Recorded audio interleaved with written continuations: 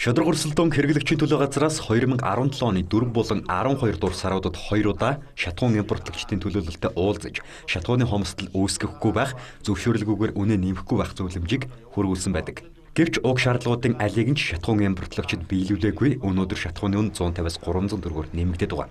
Тэгвэл шударга өрсөлдөөн хэрэглэгчийн төлөө газар төр хувийн хвшлийн хамтарсан ажлын хэсгийн 2 ч зөвлөм шаардлагыг хүлээж аваагүй шатхуун импортлагчдад хэрэг үүсгэж, эхний ээлжинд Магнат Ред компанийн тусгай зөвшөөрлийг цуцлуулах саналыг уул уурхай хүнд үйлдвэрийн яамд хөргүүлсэн байна.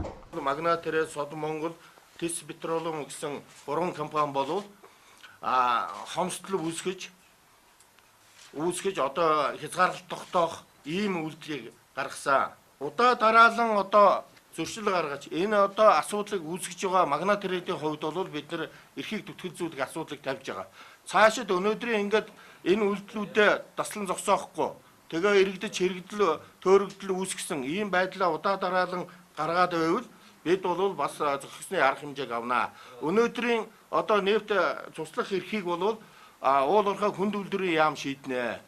Тэд бас ажлын хэсэг нь гараад ашигт малтмал хэрэг газрын тосны газар нь бас ажиллаж байгаа гэж ингэж би ойлгож байна. Манай зүгээс бол тавьж ярьсан шаардлагын дагуу 2 удаа давтан одоо үйлдэл хийж байгаа Магнат Ред компанийн хувьд бол манайх одоо эрхийнхаа дагуу санал одоо гаргаж хөргүүлж байна.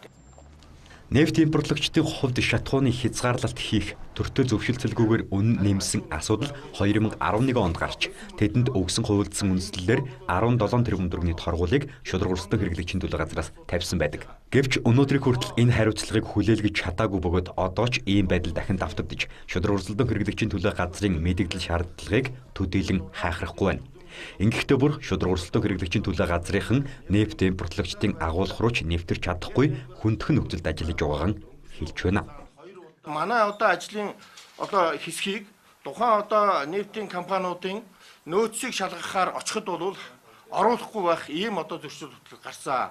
Бид холбогдох байгууллагуудад тавиад мөн цагдаагийн байгууллагад төсөл тавиад бид дахин одоо энэ шалгалтын ажлыг хийхээр одоо ажиллаж байна. Ягаад гэхээр төрийн хян шалгалтын байгууллага зарим одоо хувийн аж ахуйн нэгж байгууллагын өмнө одоо сөхрөх тийм хандлага бол харагдаж штэ.